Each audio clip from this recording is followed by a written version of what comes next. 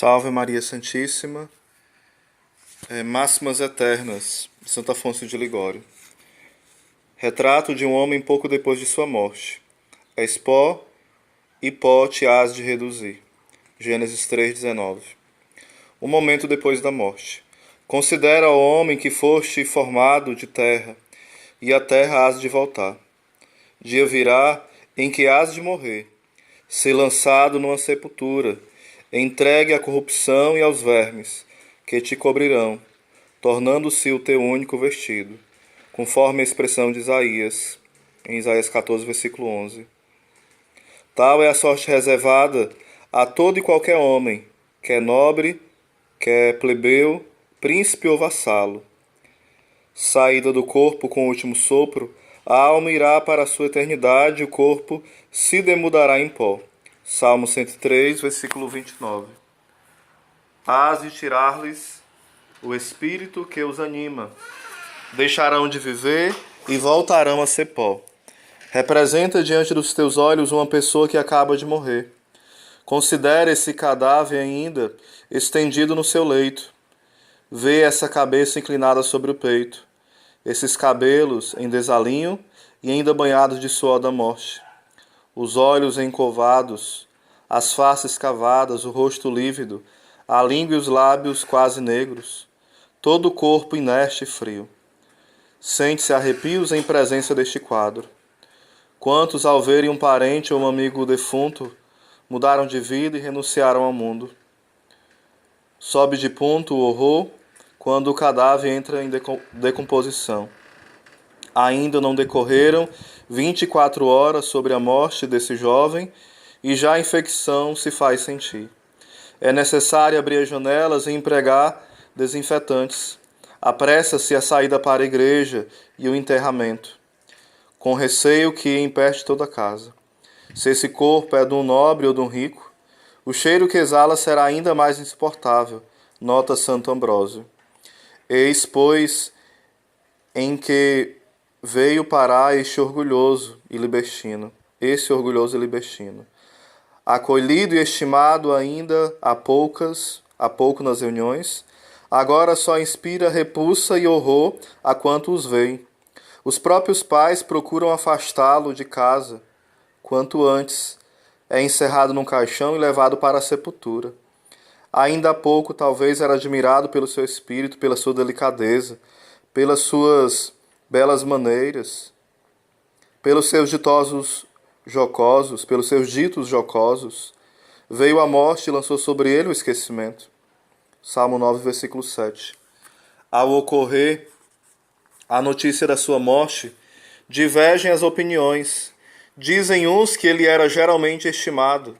Ajuntam outros que deixara a sua casa em bom estado. Estes lamentam a sua falta porque perderam um benfeitor. Aqueles folgam porque a morte deles fez melhorar de situação. Ou seja, ficam mais folgados, ficam aliviados, né? Alguns chegam a esse algo muito egoísta, né? Em breve deixará de ser objeto de conversas. Os próprios parentes, a partir do dia da morte, não quererão que se lhes fale nele. Seria avivar-lhes as feridas. Nas visitas de pêsame fala-se de outras coisas. Se um ou outro deixa escapar alguma palavra sobre o defunto, logo se lhe atalha, ou seja, impede a pessoa que fale aquilo, né? E diz o seguinte: fazei-me um favor, não pronuncieis mais o seu nome na minha presença.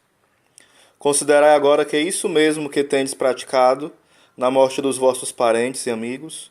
Outros o praticarão quando vós morrerdes. Os que vos sobrevivem entram em cena para representarem o seu papel e gozarem os bens e os lugares que os mortos lhe deixaram. Destes não se importam, lançam-nos ao esquecimento.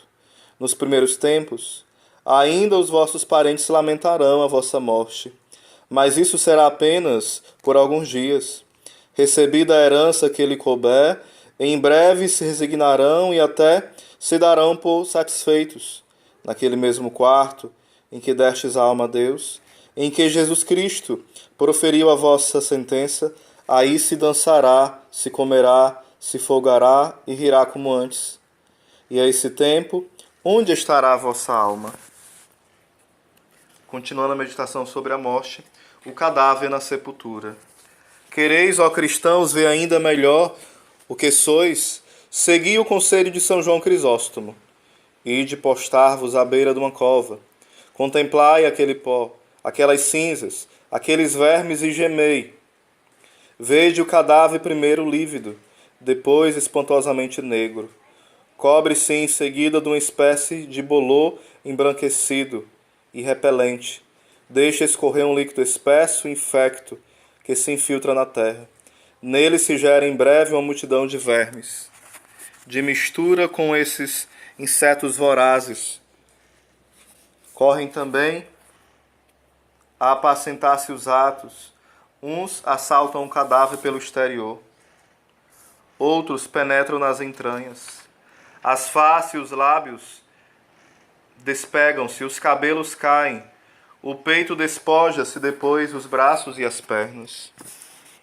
Devorada toda a carne, os mesmos vermes morrem.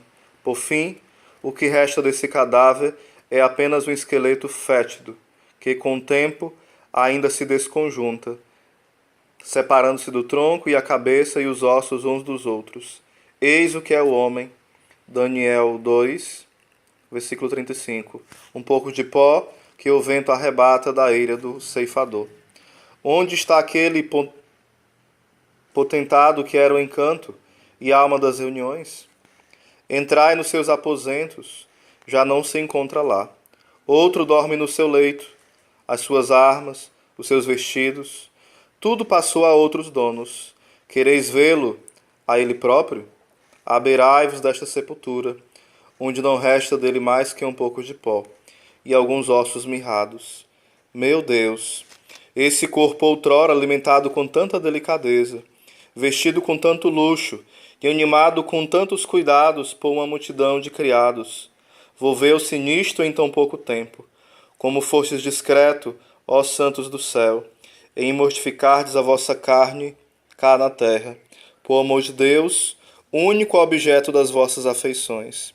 Agora, encerrado por vezes em cofres de ouro, os vossos ossos são conservados com todas as honras devidas às sagradas relíquias, e as vossas almas bem-aventuradas gozam de Deus, aguardando o dia em que os vossos corpos vão partilhar da mesma glória, como cá na terra.